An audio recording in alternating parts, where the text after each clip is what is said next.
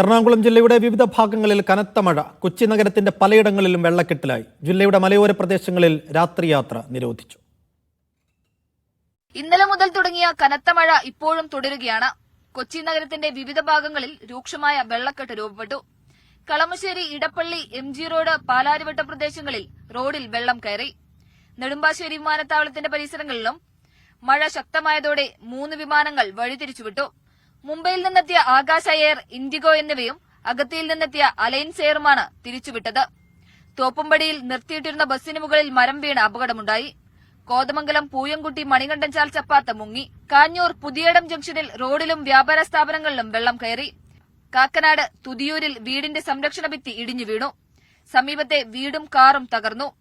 മഴ ശക്തമായി തുടരുന്നതിനാൽ എറണാകുളം ജില്ലയുടെ മലയോര പ്രദേശങ്ങളിൽ രാത്രിയാത്ര നിരോധിച്ചു. മീഡിയ 1 കൊച്ചി.